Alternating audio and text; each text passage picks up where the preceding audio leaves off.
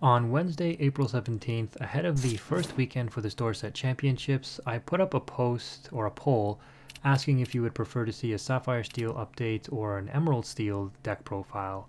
And at the time, with 500 votes within the first 12 hours, Sapphire Steel was ahead. And so what we're going to be showcasing in this video is some updated tech that you could be using in order to potentially have a better version of this deck to take to your Store Set Championships if you are somebody who is playing Sapphire Steel well, understand the deck, understand the matchups, and just need a little bit more of an edge to overcome some of the more challenging matchups. In this particular video, we're going to go over some of the reasons why you would favor this deck into Ruby Amethyst, which is probably still the most popular deck in the format, given that a lot of people played this deck in Set 2 since it was a Tier 0 deck back then, and Amber Steel Song, which a lot of people do consider to be one of the best decks, and it was probably the best deck in Set 1. This deck, especially with the updates that we've made to it, is definitely very, very strong into both of those matchups. Sapphire Steel still continues to absolutely dominate every other Steel deck in the format, so if you have a lot of Steel in your meta, this is going to be a good deck to play. It's decent into the mirror match as well, and like I said, it's decent into certain aggro decks, and the only thing it kind of struggles against, as you saw over the weekend if you were aware of the 10K tournament, is Ruby Sapphire. But if you watched those matches, you saw how close those matches were. And honestly, the Ruby Sapphire player in the finals kind of top-decked their way to the win, where the Sapphire Steel player probably should have won at least one of those games. Regardless, in this particular matchup, you saw us go for a Robin Hood package, which is a new addition to the deck. The deck profile will be coming in a separate video, so make sure you're subscribed for that if you are interested. But the Robin Hood package enables you the same utility as Mickey, and I talked about this a long time ago, but I never actually put it into applicable practice, where the Shift 3 is a 5-singer, similar to how Mickey will ramp you on turn 3 so that you can drop a 5 cost on turn 4. And when our Robin Hood got outed with the Teeth and Ambitions, you saw us hold back the Cogsworth, which is usually a bad card in this match. It wins you the Steel match for sure. Like, it's the most valuable card against Steel decks. But in the red-purple match, it's not as good because it can get Tremaine, it gets Be Prepared, it gets wiped out, right, against Ruby decks. But in this particular instance, especially on the draw, and getting ahead on the in curve because of a Fishbone Quill, or a 1-jump ahead, which is another adaptation that we've added into the deck, the Cogsworth represents a Singer 5 that can be interacted with early on. It's not going to get married because it's not exerted. It can't get Tremaine or Medusa. Not that they really would be able to play that on curve since you ramped ahead with Fishbone Quill, even on the draw. And in this particular situation, we are able to sing a whole new world and completely just gain tremendous advantage, be ahead on ink, regain tempo. And in this particular scenario, it is a very interesting. So I wheeled away a Be Prepared, a Queen's Castle, and a Lady Tremaine. The opponent still establishes a bit of an aggro board here, but this setup not necessarily telegraphs another Be Prepared, but I Gaston here so that, it replaces itself. This Gaston puts my opponent in a difficult position, and it says that you likely have to be prepared because you can't take out the Cogsworth if I quest with it. With what you have on board, you have to either Fox or Crab, which means you can't be prepared, which means I quest with the Gaston next turn. So you see me debate using a Zeus, and I'm like, no, because they have to be prepared here. Otherwise, I'm going to get too far ahead with the Gaston. And if I do end up establishing a Lucky Dime, the Be Prepareds become dead because I'll just be able to play Bells and Tamatoas, which is, again, another tech card we put into the deck, and just continue to Lucky Dime my way to victory. I don't even need to quest, and you'll be losing tempo with those removal spells that you have to play. So you see me quest with the Cogsworth and the Smee here because I know, again, if you try to take out that Cogsworth, again, a card that I know is not as valuable in this matchup, the Gaston quest for 3 and it gets me enough advantage. The opponent has to be prepared if they don't want me to ramp up ahead with the Gaston, ramp up in terms of lore, not actual ink ramp. And sure enough, they do be prepared. Now I'm feeling great because I can establish this Hiram to draw cards, and then I can establish a Smee to protect from a Tremaine. Yes, I'm still susceptible to a Medusa coming down on the Hiram, but I'm not too worried about that. The thing with Sapphire Steel is, while you do play the disruption of a whole new world, and again, if you've ever played control decks, if you ever played Ruby Amethyst, you know how insanely powerful a whole new world is against you. It's a really big disruptor. The opponent has yet another Be Prepared, and I'm like, okay, I guess that's fine because it's still slowing you down on your tempo. You're using your whole turn to cast to Be Prepared. But if I wheel again after generating more ink advantage, if I draw the Beast Tragic Hero, if I draw another Hiram, I have so many ways to draw. And here you could all 3 options I just talked about. It's like, pick of the litter right there.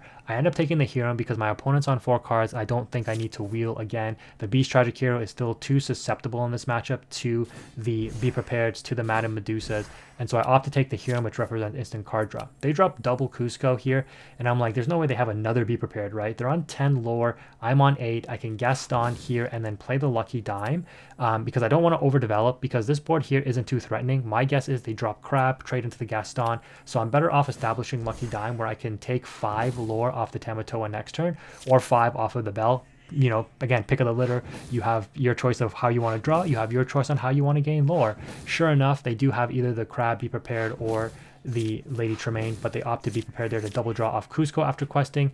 It's 12-14, and at this point, I have game on board, but I make a tremendous misplay. I know that I want to drop this Tamatoa, and I want to dime it for 5 so I can go to 19. I'm like, oh no, I'm going to go for game right here. I play the Fishbone Quill and dime, and then I'm like, oh no, I actually used up my last ink. So I mess up, and this is exactly what I was talking about. I had to play around the Tremaine, and sure enough, the opponent has it here. And I'm like, okay. So I hope I didn't throw away this game. Let's see what they do. I like, okay, they're not going to play Snake to bounce back Tremaine. They're going to develop another Surfer. And I'm like, oh, shoot. There's only one way the opponent wins this game. And I can technically play around it. I can Zeus them instead of dropping this Hero, which is probably the correct play. But I'm greedy. So I drop Hero and destroy a Fishbone Quill to draw 2. What I should have done is just drop Bell, dime it for 5, and then go to 19, and then just dime a Robin Hood next turn for game, assuming the Bell gets outed, which I assume it does, and then Zeus the whatever is on board, doesn't matter which one, because I just stopped one of the 2 questions. The only way they win this game is if they have double Goat and another Snake, because they can only go to, or actually, sorry, no, Goat, yeah, play 2 Goats. No, yeah, play 2 Goats will go to 18, and Snake bounce 1 on 10 ink, only goes to 9. So yeah, they have no way to win this game. I win no matter what. Now we go into the Amber Steel matchup. So against Amber Steel, this deck with the new tech options definitely has a much better matchup into this deck. You would think that, you know, Amber Steel Song just loses to Sapphire, and it does have a really hard time against Ruby Sapphire. I've already talked at extensive length in my deck profile video around how you want to play against Ruby Sapphire. But against Sapphire Steel, Amber Steel technically has a little bit more play, but with the options we've put into this deck, I think that, you know, it's a lot stronger. Now, I will talk a lot about this in the deck profile, why we've cut the Captain Hooks, which is a very strong option. It's a very good anti-aggro option. It slows things down. It trades into like the Merfolk and the Flynn Riders and all the Emerald cards that are a bit of a problem on the aggro side. And it does do good against Amber Steel Song, but the Robin Hood package is also very good because you have another 5-cost character in the big Robin Hood that is a huge threat in this matchup against the Amber Steel Song player. Now, this player knows what they're doing to a certain extent because, yeah, the bare necessities, and I talked about this in my Amber Steel Song video, is the card you absolutely need to play on turn 2 in order to rip that potential Fishbone Quill out of the Sapphire player's hand.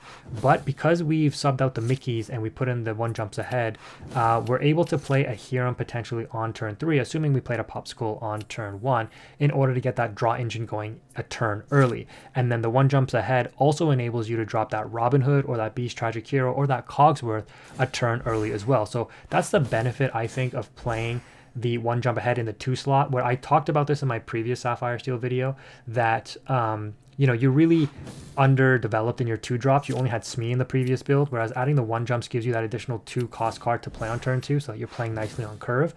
And then in the 3 drop slot, you don't have to play the Mickey Mouse. You can opt to play the Benja, where you can see I get tremendous value here, outing a Lantern, or you can play the Shift Robin Hood if your turn 1 Robin Hood survived, even though against Amber Steel Song it probably won't, since exactly this interaction would likely happen. They would sing Let the Storm Rage On or Strength of the Raging Fire to just out it. But even so, hard casting the Robin Hood here is tremendous value. Not even a Zeus directly takes us out. This card is a 5-cost singer with a Grab Your Swords will wipe out, in this particular instance, the entire opponent's board. We know Amber Steel Song is playing a very large 1-drop package of the Queens, Robin Hoods, and Cinderellas, all of which die to Grab Your Swords if they don't get the shift targets out too early. And even if they do, the only thing that your Sapphire Steel deck might run into a little trouble with is the opposing Robin Hood. But again, you also play Zeus, and Zeus in combination with another card will take out that Robin Hood, preventing them to draw if you take it out with the Zeus, right? Challenge it first. first, then take it out with Zeus. So because we're so far ahead now at this point, the Gaston plus the Robin Hood here basically just represents game. I think the opponent had some uninkables in their hand. They missed one of their turn ink drops, and there's basically nothing they can do. I do expect a Zeus to come down, because if they are stuck with uninkables, Zeus is likely one of the cards that they have. Maybe they have a whole new world as well with no way to sing it. They basically just gave up here. So here you can see they don't even care. They're just showing off, I guess, what they would have had. They didn't want to ink their second Robin Hood, it looks like, because they did ink one of the big Robin Hoods, because they probably know in the top end of this matchup there's not much they can do, especially if they're on the Lantern version and not the Flute version. But again, against Sapphire Steel, this is why this matchup is now even better for you as the Sapphire Steel player. You play the Benjas, which instantly out the Flutes anyways, or the Lanterns, as you saw in this match. Now we just go wide, dropping yet another one of our draw engines in the Beast Tragic Hero. And again, this is one of the reasons why you would be playing Sapphire Steel, is because it has such a tremendously strong matchup into other Steel decks, into Ruby Amethyst too, if you know how to play that match. And even against aggro, if you opt to play like the Fire the Cannons version, which you can do, it's really good. Against aggro though, like I said, you can opt for the Captain Hooks, but the Robin Hoods against aggro is also pretty strong. Like against Emerald Amethyst, all they can really do is kit Cloud Kicker your Robin Hood if they're on the play, which they can do to your Hook anyways. Your Hook does slow them down from questing, but they can still out your Hook and your Robin Hood if you do challenge request, because of the Mim Fox on turn 3 on the draw, when you're on the draw. So there's a lot of considerations. I just think like dropping that shift Robin Hood on them on turn 3, if you do establish that, is just so much more of a stronger play into the aggro decks, because it's so hard for them to deal with that Robin Hood if they don't have like a Mother Knows Best or something. And you know, it's just, once you get up in the ink, like the aggro decks likely can't do anything, because you have the steel removal, because you're able to go wide and they can't just deal with your board fast enough. And so in this instance, like I said, the match was already over. The Cogsworth, like I mentioned in the previous match, is just the thing that absolutely stamps the authority of approval on this matchup. They basically need Cinderella plus a song so that Cinderella can challenge the readied Cogsworth. And unless they have a Grab Your Swords to damage the Cogsworth, if you have two Cogsworth on board, the Grab Your Swords only does 1 damage, and then their Cinderella has to attack into your Cogsworth for 4 damage. Like, that's the extent of how many resources they have to expend just to deal with a Cogsworth. And in the meantime, you're just going to win the game. So Cogsworth is an absolute force against other steel decks, whereas against the Ruby decks, it's a little bit, like, it has its application as you saw, but like, you don't necessarily need it as much. Anyways, guys, this is going to wrap up this video. Stay tuned for the deck profile, subscribe if you're not already, and drop a like if you did enjoy this video. Thank you for watching. Quantum is out.